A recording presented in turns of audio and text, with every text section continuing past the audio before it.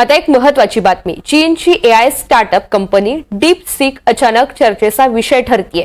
अवघ्या 24 तासात या कंपनीनं जगाच्या एआय इंडस्ट्रीला अक्षरशः हादरवून टाकलंय. त्यामुळे चिप निर्मिती करणाऱ्या एनव्हिडिया कंपनीचं तब्बल $600 अब्ज नुकसान झालंय. भारतामधील एआय कंपन्यांवर सुद्धा डीपसीकचा परिणाम झाल्याचं पाहायला मिळतंय.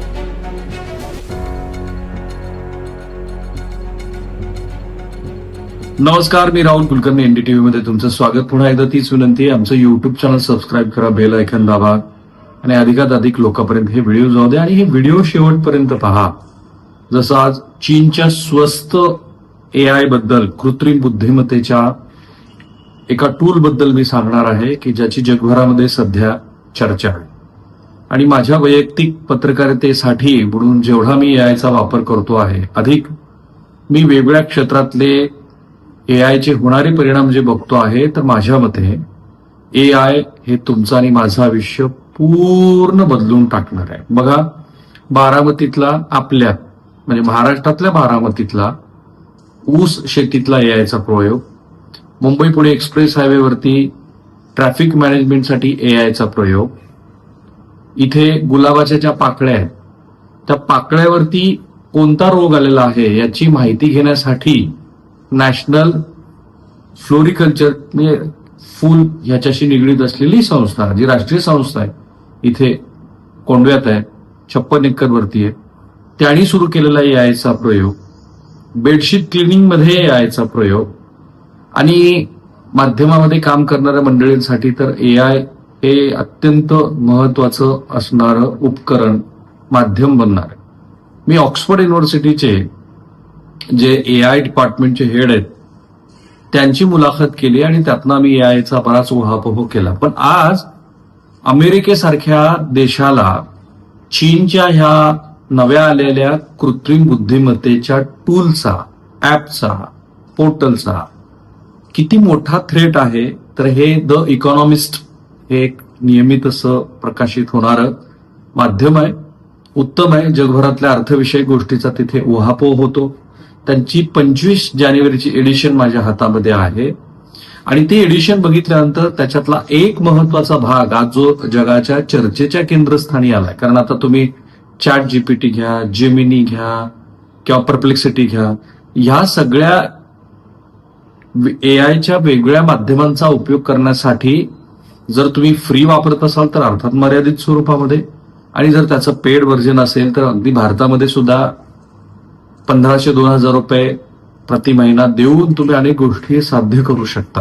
पीपीटी, मेल, स्क्रिप्ट रायटिंग, विषयाचं महत्वाचं जर तुम्हाला काही माहिती हवी असेल तर ही सगळी तुम्हाला एआयच्या मदतीने उपलब्ध होते. अर्थात तुमचा कॉन्शियसनेस, तुमचं त्या विषयाबद्दलचं आधीचं असलेलं आकलन, सद्य परिस्थितीमध्ये तुम्हाला उपलब्ध झालेली माहिती. कारण मी आता इंटरेस्टिंगली या चीनच्या एआयच्या टूलवरती वाल्मिक कराड प्रकरणाचे तपशील जाणून घेण्याचा प्रयत्न केला आणि प्रादेशिक भाषेमध्ये चीनचं हे एआय आज तरी पूर्णपणे फेल आहे. पण ते पूर्ण फेल आहे असं आज मी म्हणतोय, तर ते उद्या तसं असेलच याची काही खात्री नाही. आणि चीन बद्दलचा माझा स्वतःचा दृष्टिकोन असा आहे की चीनी लोक हे उद्योगी आहेत, प्रचंड क्रिएटिव्ह आहेत.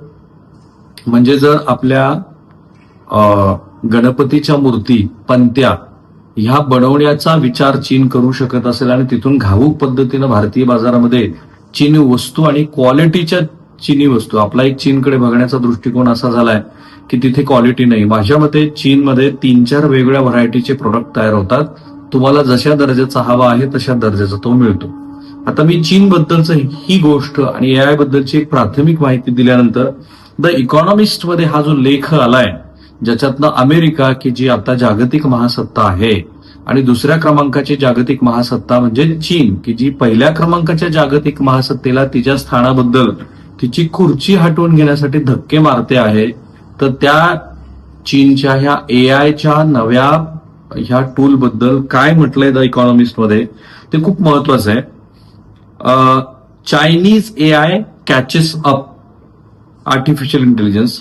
The success of cheap Chinese model threatens America's lead and poses a dilemma. अमेरिकेचा ह्या क्षेत्रातला जो महत्वाचा पहिल्या क्रमांकाचा असलेला वाटा आहे, कारण अमेरिकेतनंच आलेली मी आता जेवढ्यांची नावं घेतली ती सगळी इंजिन्स आहेत. आता त्याला चीनचा कसा धोका आहे हे ह्या द इकॉनॉमिस्टच्या आर्टिकल म्हटलंय.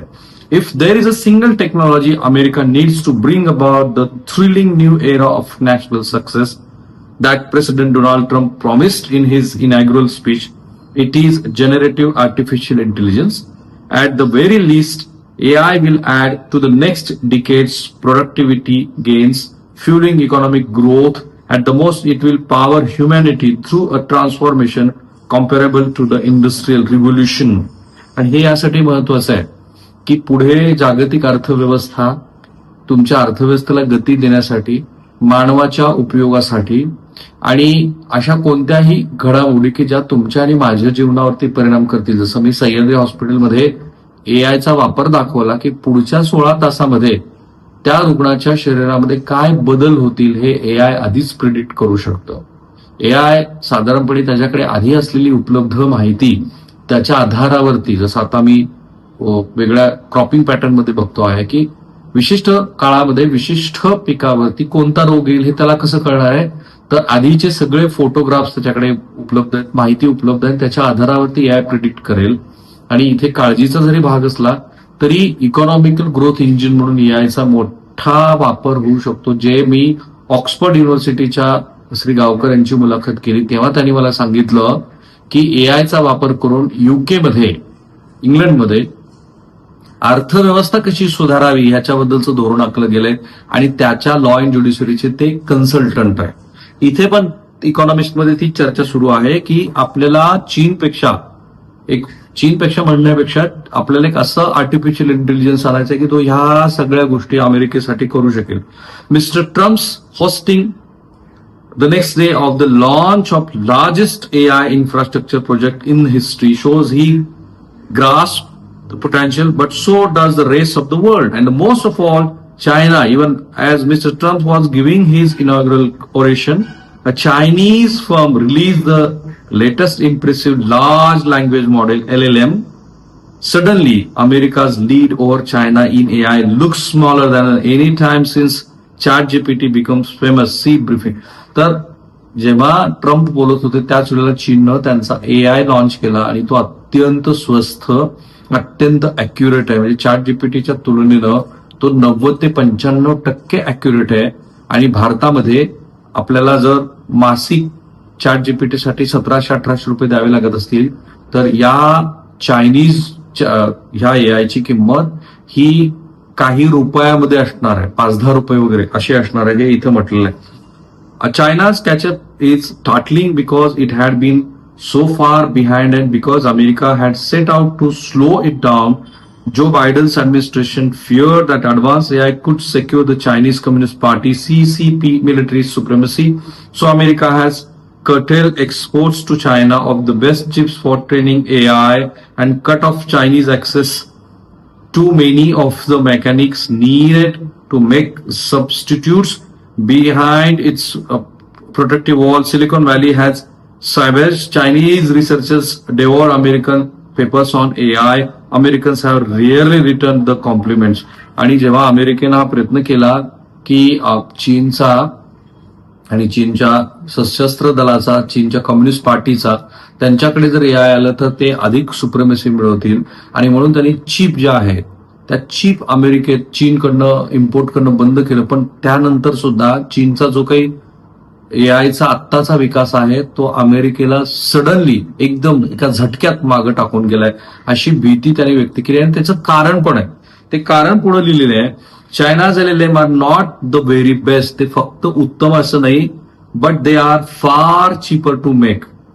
QWQ owned by Alibaba, an e-commerce giant, ची Chinese company आहे, was launched in November and is less than 3 months behind America's top models. DeepSeek, जे त्यांचं नाव आहे Chinese एआयचं, whose creator was spun out of an investment firm, ranked 7th by one benchmark. It was apparently trained using 2,000 second-rate chips versus 16,000 first-class chips for the Meta's model, which DeepSeek beats on some ranking. The cost of training an American LLM is tens of millions of dollars and rising. DeepSeek's owner says it spends under $6 million, म्हणजे ज्या chips वापरल्यात अमेरिकेने त्या इतक्या super sophisticated आहेत, त्या तुलनेनं दुय्यम दर्जाच्या चिप वापरून सुद्धा अमेरिकेच्या तुलनेनं जेवढी इन्व्हेस्टमेंट अमेरिकेने AI मध्ये केली आहे त्याच्या तुलनेनं केवळ $6 मिलियन मध्ये चीननं हे त्यांचं AIचं मॉडेल आणलंय. त्यासाठी अलिबाबा आणि तिथल्या राज्यकर्त्यांचे संबंध, हा एक अलिबाबा कंपनी, हा एक स्वतंत्र चर्चेचा विषय, त्याच्याबद्दल आपण कधीतरी नंतर बोलूया. पण ह्याचा इथे जो त्यांनी सांगितलाय की अत्यंत स्वस्त, जे चीनची खासियत आहे की त्या स्वस्त इन्व्हेस्टमेंटवरती चीननं हे AI डेव्हलप केलेलं आहे.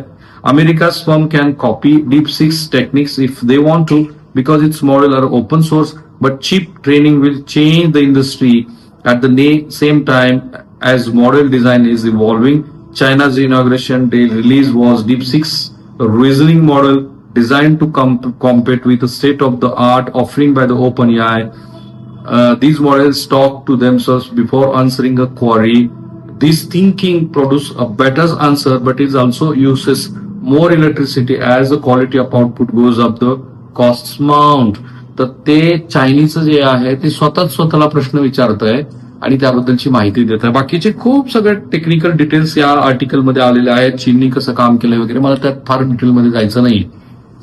मुद्दा आहे एआयची एक मोठी रेस जगभरामध्ये सुरू झालेली आहे. महाराष्ट्र सरकारनं AI संदर्भामध्ये एक स्वतःचं धोरण आणायचं ठरवलंय. त्याच्याबद्दलचे तपशील असे आशिष शेलार हे जाहीर करणार आहेत, ते आल्यानंतर महाराष्ट्राला कळतीलच. पण माझ्या मते तेलंगणाच्या तुलनेमध्ये आपण तशी उशिरा सुरुवात केलेली आहे. AI कडे आपल्या पाहण्याचा दृष्टिकोन अधिक स्पष्ट असायला हवा होता. भारताने सुद्धा या संदर्भामध्ये थोडीशी उशिराच सुरुवात केलेली आहे.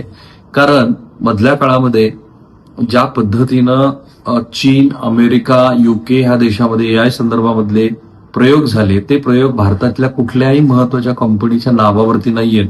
अर्थात अमेरिकेमध्ये काम करत असलेलं भारतीय टॅलेंट, त्याचं कॉन्ट्रीब्युशन याच्यामध्ये असणारच आहे, पण तो भाग पूर्ण वेगळा आहे. माझ्या मते agriculture, automobile, health, traffic management, तुमचं लॉ अँड ज्युडिशरी, स्पेशली गुन्ह्याची उकल करण्यामध्ये ह्या AIचा खूप मोठा वापर होणार आहे. म्हणून मी अगदी प्राथमिक स्वरूपातली माहिती तुम्हाला दिली.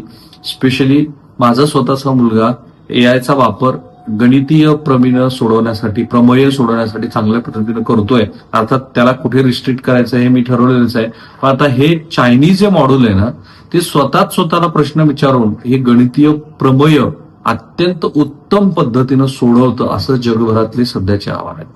आणि त्याची अॅक्युरेसी हे 95% आसपास आहे. म्हणजे तरी 5% हा फरक राहणारच आहे. तो मानवीय बुद्धिमत्तेशी निगडीत आहे. पण हा विषय तुम्ही तात्काळ समजून घ्यावा म्हणून मी आजचा हा आपला 2 मुद्द्याचा विषय केला की स्वस्त, उत्तम अशा ह्या चायनीज AI कडे जगभरातले सगळे लोक आकृष्ट झालेले आहेत. अनेक जणांच्या मोबाईलमध्ये आतापर्यंत मी बोलत असताना भारतात सुद्धा कदाचित हे जे ऍप आहे ते डाउनलोड झालेलं असेल. थांबूया आपण इथे. आपला हाच प्रयत्न आहे की राजकीय घडामोडी ज्या घडत आहेत त्याबरोबरच तुमच्या माझ्या आयुष्यामध्ये जे महत्वाचे बदल घडवून आणले जात आहेत, येत आहेत, आणले जाऊ शकतील, तर अशा सगळ्या गोष्टींचा सुद्धा उहापोह करायचा.